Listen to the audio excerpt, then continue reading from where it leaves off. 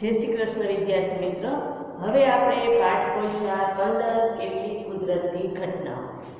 વિદ્યાર્થી મિત્રો, આ પાઠમાં આપણે ધોરણ 7 માં પણ કેટલીક કુદરતી ઘટનાઓ વિશે શીખી ગયા। તમને યાદ હશે કે આપણે કઈ કુદરતી ઘટના શીખ્યા કે ચક્રવાત, વાવાઝોડું અને પવન। આના વિશે આપણે ઓલરેડી ધોરણ 7 માં શીખી ચૂક્યા છે વિદ્યાર્થી મિત્રો।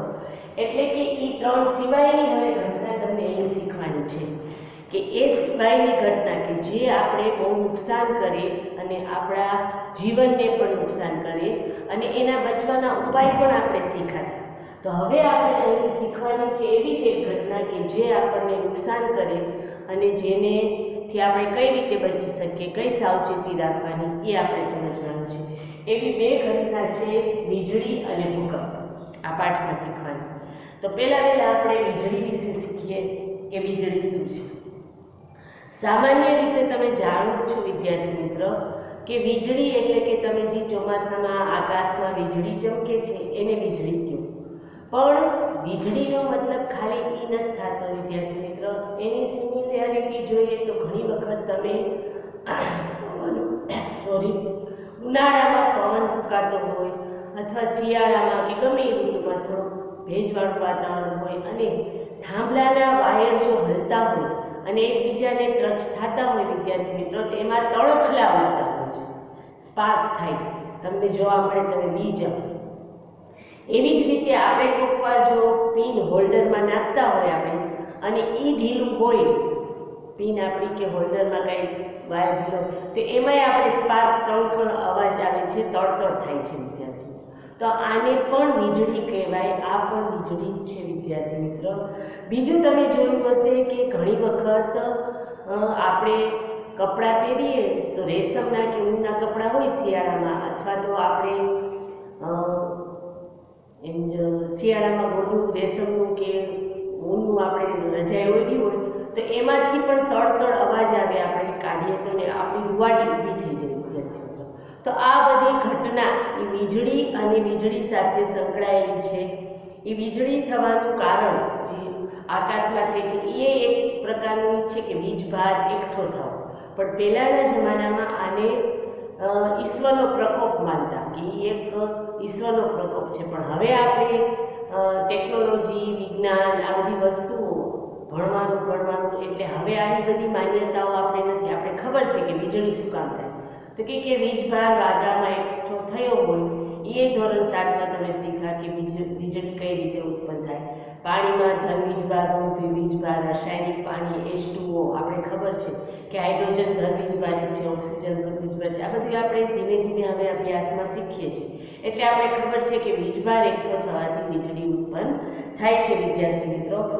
તો હવે આપણે આ વીજળી વિશે સમજવાનું છે અને એના વિશે તણખલાઓ વિશે ગ્રીકનું જ્ઞાન શું હતું કે ઈસવીસન પૂર્વે અંદાજે 600 ગ્રીક લોકો એમ સમજતા કે અંબર એટલે શું કે ગુંદરનો એક પ્રકાર છે અને ફરનો મતલબ થાય રૂવાટી, મૂછાવાળી સપાટી, એની સાથે ઘસવામાં આવે ત્યારે વાળ જેવા હલકા પદાર્થોની આકર્ષે છે। હમણાં આપણે કીધું કે આપણે રજાઈ ઓઢી હોય, તમે જોજો અંધારામાં તણખાઈ દેખાશે, સ્પાર્કી દેખાશે, રૂવાટી ઊભી થશે, આપણી તડતડ અવાજ સંભળાશે વિદ્યાર્થી।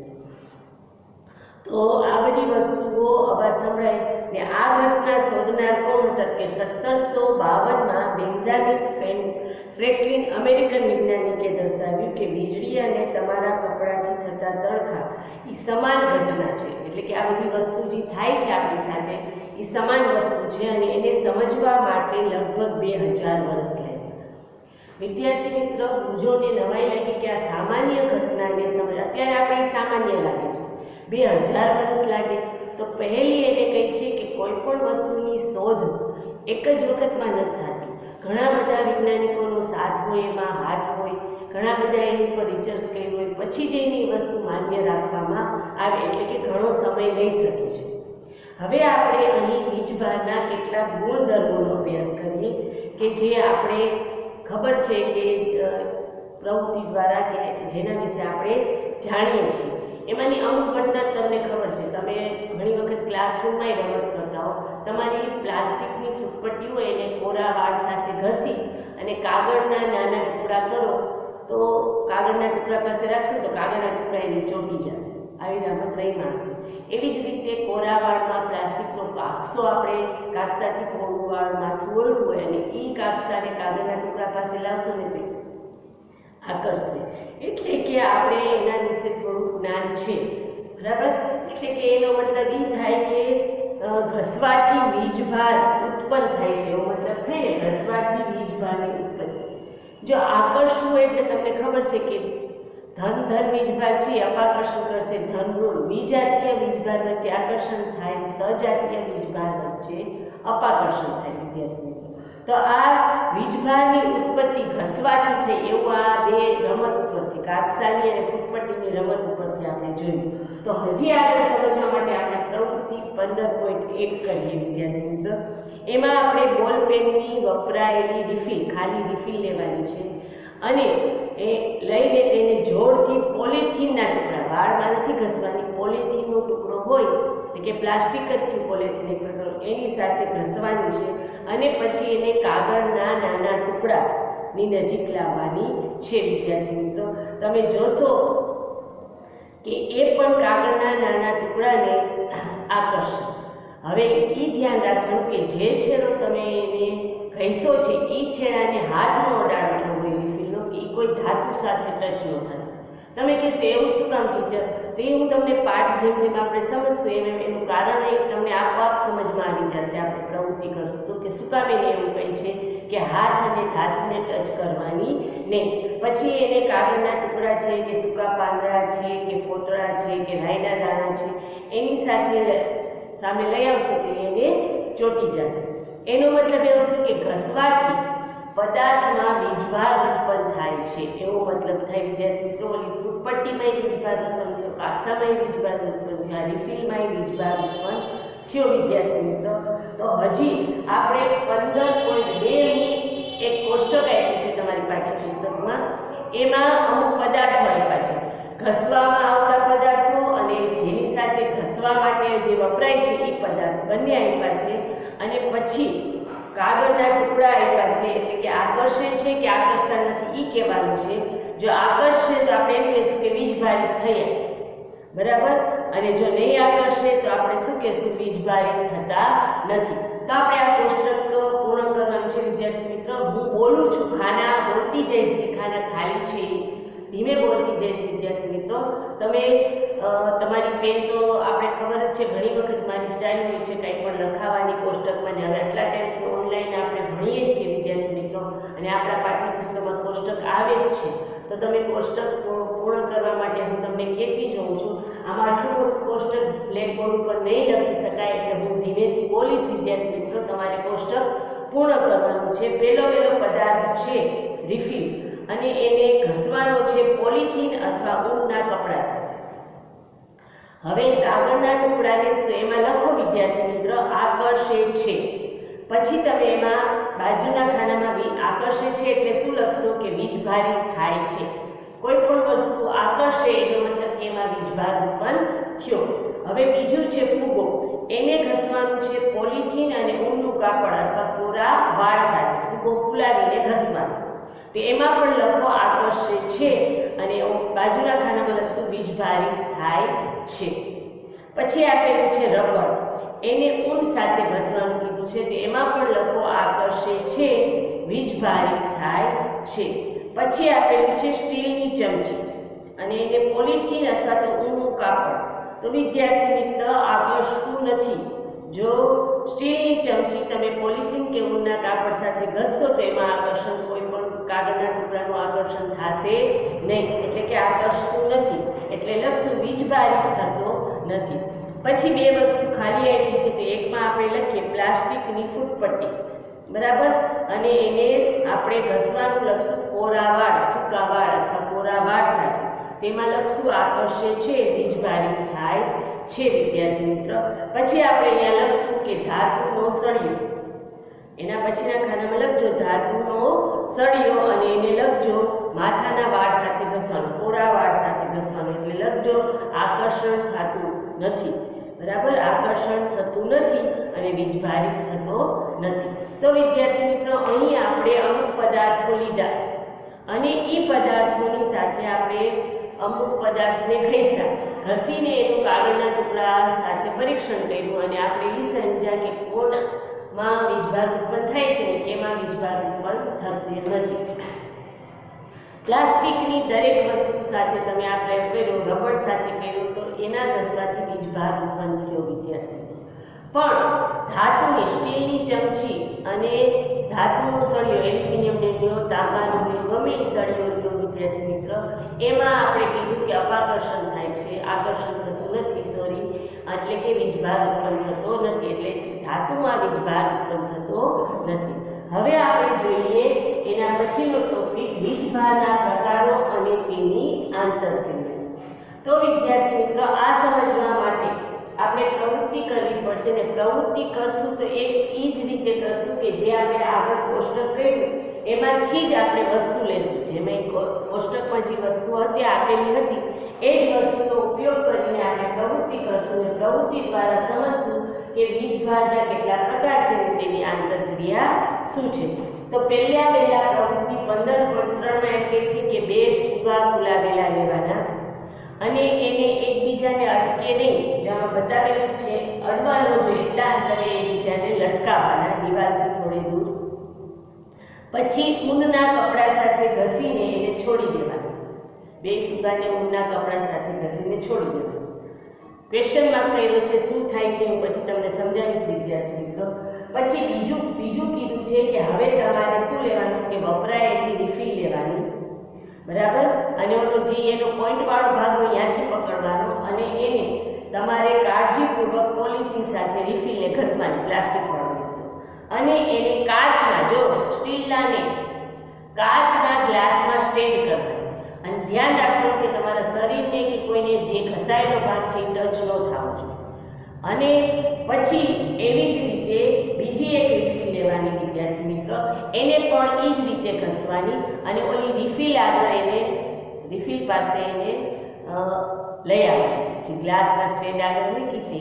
પણ યાદ રાખજો કે ઘસાયેલો હિસ્સો ઉપરની સાઈડ આવવો જોઈએ પહેલી રિફિલનો, અને બીજી રિફિલનો ઘસાયેલો હિસ્સો એ ઓલી જે ઘસાયેલો હિસ્સો છે રિફિલનો ત્યાં જ આપણે ટચ કરવાનો છે.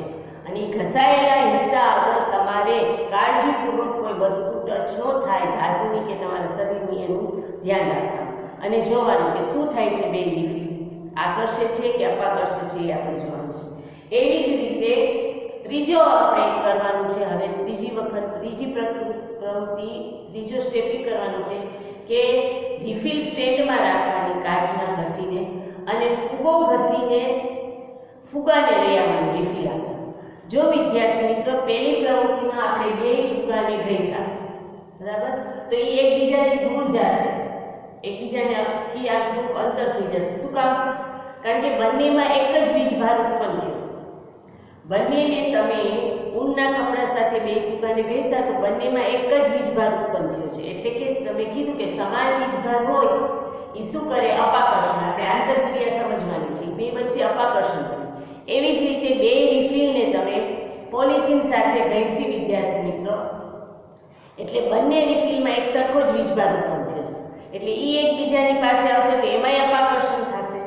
પણ રિફિલ પાસે ફુગો લઈ આવશો ને તો એ બે વસ્તુ અલગ થઈ ગઈ. ઓલું તમે ઊન સાથે ઘસ્યું તો આને પોલિથીન સાથે ઘસ્યું તો એનો મતલબ કે બંનેમાં વીજભાર ઉત્પન્ન થયો છે પણ અલગ અલગ છે, એટલે એ આકર્ષશે. બંનેનો વીજભાર અલગ અલગ છે, એકમાં ધન હશે એકમાં ઋણ હશે વિદ્યાર્થી મિત્રો. તો આપણે જે નિરીક્ષણ કર્યું તો ત્રણેયના આપણે પ્રશ્ન મળી ગયા કે અલગ અલગ વીજભાર ધરાવે છે. એટલે કે આપણે 2 પ્રકાર જોયા વીજભારના, ધન વીજભાર અને ઋણ વીજભાર. જો સમાન વીજભાર હશે તો અપાકર્ષણ થશે ને જુદા જુદા વીજભાર હશે, અસમાન હશે તો આકર્ષણ થશે. એટલે સામાન્ય રીતે જ્યારે કાચના સળિયાને રેશમ સાથે ઘસવામાં આવે છે ત્યારે વીજભારને ધન તરીકે લેવામાં આવે છે અને બીજા પ્રકારના વીજભારને ઋણ તરીકે.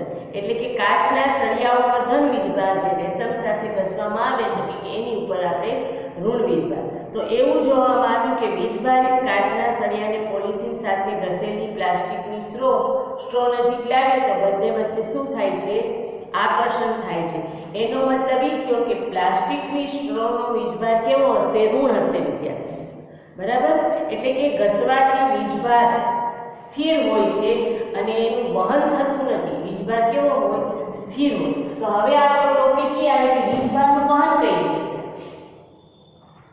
વીજભારનું વહન થવું એટલે કે તમે લાઇટ ચાલુ કરો છો તેમાં વીજભારનું વહન થયું એટલે લાઇટ ચાલુ થઈ. તો આ વસ્તુ સમજવા માટે વીજભારનું વહન એ આપણે ધોરણ 6 માં શીખી ગયા કે વિદ્યુત પ્રવાહના લીધે પ્રવાહ પસાર થવાથી બલ્બ ચાલુ થાય ને, તો વિદ્યુત પ્રવાહ પસાર થવું એટલે કે વીજભારનું વહન થવું જરૂરી છે. તો હવે આપણે વીજભારનું વહન સમજવા માટે જેમ વિદ્યુત પ્રવાહનું વહન થાય તો ટ્યુબલાઇટ ચાલુ થાય છે, બલ્બ ચાલુ થાય છે, પંખો ચાલુ થાય છે. તો આ વિદ્યુત પ્રવાહ અને વીજભાર એક સમાન વસ્તુ છે. તો આનું વહન કઈ રીતે થાય એ સમજવા માટે આપણે પ્રવૃત્તિ 15.4 લેવી પડશે વિદ્યાર્થી મિત્રોને. એના માટે શું લેવાનું એ આપણે જોઈ લઈએ. એક જામની ખાલી બોટલ લેવાની વિદ્યાર્થી મિત્રો. બોટલના મુખ કરતા થોડો મોટો એક કાર્ડબોર્ડનો ટુકડો એટલે કે ઢાંકાઈ જાય ઢાંકણું કાઢી લેવાનું છે એનું. એની ઉપર કાર્ડબોર્ડનો એટલે કે લાકડાનો પુઠ્ઠાનો એક ટુકડો રાખવાનો છે અને ધાતુની પેપર ક્લિપ, જો ધાતુની પેપર ક્લિપ લેવાની છે વિદ્યાર્થી મિત્રો, અને એને વચમાં હોલ પાડીને પુઠ્ઠામાં અંદર ઘુસાડવાની છે. તમારે અહીં આકૃતિમાં આપેલું જ છે. અને એ પિન ઉપર આપણે 4 સેન્ટીમીટર બાય 1 સેન્ટીમીટરની બે એલ્યુમિનિયમની ફોઇલ પટ્ટી, એલ્યુમિનિયમની ફોઇલ પટ્ટી એટલે કે આપણે જે સેન્ડવિચ છે, બ્રેડ છે, ગરમ કોઈ વસ્તુ આપણે એલ્યુમિનિયમ પેપરમાં વીંટીએ છીએ એની બે પટ્ટી 4 સેન્ટીમીટર ગુણ્યા 1 સેન્ટીમીટરની, 4 સેન્ટીમીટર લાંબી 1 સેન્ટીમીટર પહોળી એવી પટ્ટી બનાવવાની છે બે. અને એમાં એને આમાં બતાવ્યું છે એ પ્રમાણે હૂક કરીને અંદર રાખવાની છે પેપર ક્લિપને, આકૃતિમાં બતાવ્યું. હવે શું કરવાનું છે તો કે હવે આપણે એવી રીતે રિફિલને વીજભારિત, જેમ પહેલાં કઈ રીતે ઘસીને વીજભારિત કરીને ઓલી ક્લિપ, તમે જે ક્લિપ નાખી છે પેપર ક્લિપ ધાતુની, એની પાસે લઈ આવવાનું છે અને નિરીક્ષણ કરવાનું છે કે એ શું થાય છે. ફોઇલ, એલ્યુમિનિયમ ફોઇલનું શું થશે? તમે જેવી પેપર ક્લિપને લઈ આવશો ને એટલે એલ્યુમિનિયમ ફોઇલ પોળી થઈ જશે. પોળી શું કામ છે વિદ્યાર્થી મિત્રો? કારણ કે તમે ફોઇલને નહોતું ઘસ્યું, ધાતુને ઘસવાથી તો આપણે કોષ્ટકમાં જોઈ ગયા વિદ્યાર્થી. મેં કીધું હતું કે આગળ તમને બધા પ્રશ્નોના જવાબ મળી જશે કે ધાતુ ઉપર વીજભાર ઉત્પન્ન કેમ નથી થતો. એ પ્રશ્ન આપણે આ પ્રવૃત્તિથી મળશે વિદ્યાર્થી મિત્રો કે આપણે ફોઇલને આપણે જોયું હતું કે એમાં તો આકર્ષણ નથી થતું એટલે કે એ વીજભારિત નથી થતી. તો આપણે કોને વીજભારિત કરી? રિફિલ. હવે રિફિલને વીજભારિત કરી પણ ફોઇલ પોળી થઈ ગઈ. ફોઇલને તો વીજભારિત કર્યું જ નહોતું, એ તો ઘસ્યું જ નહોતું, પણ એ રિફિલમાંથી વીજભાર ધાતુની ક્લિપ છે ને એના અંદરથી પ્રવેશીને એમાંથી પસાર થઈને ફોઇલમાં ગયું અને ફોઇલમાં બે એક સરખો જ વીજભાર ગયો. જે કેમાં હતો? બોલપેનમાં. બોલપેનની ખાલી રિફિલમાં હતો એમાંથી એમાં ગયો એટલે એ બે વસ્તુ પોળી થઈ ગઈ. એટલે એ સાબિત થઈ ગયું કે એ એકબીજાને અપાકર્ષિત, એટલે એક વીજભાર એમાં અંદર ગયો. પહેલાં એમને હતી, પછી પોળી થઈ એટલે કે વીજભાર ક્યાંથી ગયો? તો રિફિલમાંથી. એટલે કે હવે આપણે ખબર પડી કે ધાતુઓ છે એ વિદ્યુતના જેમ સુવાહક છે, એમાંથી વીજભાર પણ એમાં પ્રવેશી શકે છે અને એના લીધે એલ્યુમિનિયમ ફોઇલ સુધી વીજભાર પહોંચ્યો અને એ એકબીજાને, એટલે આ સાધનની મદદથી તમે કોઈ વીજભારિત પદાર્થ છે કે નહીં, એમાં વીજભાર છે કે નહીં, તમે રિફિલમાં વીજભાર છે કે નહીં જોઈ શક્યા. કોની મદદથી? આ સાધનની મદદથી. એટલે એનો ઉપયોગ કરવામાં આવે છે અને આ સાધનનું નામ આપ્યું ઇલેક્ટ્રોસ્કોપ, કે જેના દ્વારા તમે વીજભાર મેળવી શકો કે આ પદાર્થમાં વીજભાર છે કે વીજભાર નથી. વિદ્યાર્થી મિત્રો, હવે આપણે શું કરશું કે એ બે પોળી થઈને હવે ઓલી ક્લિપને તમે હાથથી ટચ કરો, રિફિલને હટાવી લો અને ક્લિપને હાથથી ટચ કરો એટલે બે પાછી પોતાની પોઝિશનમાં આવી જાય. એનો મતલબ એમ થયું કે બધો વીજભાર તમારા શરીરમાં આવી જાય, તમે એને આંગળીથી ટચ કરી. એટલે આપણું શરીર પણ શું છે? વીજભાર પસાર કરે છે. આગળ આપણે શીખી ગયા ધોરણ 7 કે આપણા શરીરમાં આપણે સ્વિચને અડવાની ના પાડી હતી કે સ્વિચને અડાય નહીં ભીના હાથથી, કારણ કે આપણા શરીરમાં વીજભાર પસાર થાય છે. વીજભારિત છે આપણું શરીર, એમાંથી પસાર થાય છે. એટલે આપણા શરીરમાંથી પૃથ્વીમાં વયું, એટલે આપણા શરીરે કેવું કામ કર્યું? અર્થિંગનું કામ કર્યું. આ પ્રવૃત્તિ તમે 1-2 વાર કરો. રિફિલને ઘસો, લઈ આવો એટલે ફોઇલ ક્લિપ પોળું થશે, પછી એને ટચ કરો ક્લિપને એટલે ફોઇલ પાછી એકબીજા પાસે આવી જશે, એનો મતલબ તમારા શરીરમાં પ્રવેશવું અર્થિંગ થયું. એટલે જ આપણે ઘરમાં અર્થિંગ રાખીએ છીએ વિદ્યાર્થી મિત્રો કે કોઈ બી દુર્ઘટના થાય કે વીજળી પડે તો આપણા ઘરને નુકસાન ન થાય, આપણા ઘરમાં રહેતા લોકોને નુકસાન ન થાય, પૃથ્વીમાં એ વસ્તુ સમાઈ જાય વિદ્યાર્થી મિત્રો. એટલે કે અર્થિંગ થયું, આપણા શરીર દ્વારા એ વીજભાર પૃથ્વીમાં અંદર વયો ગયો.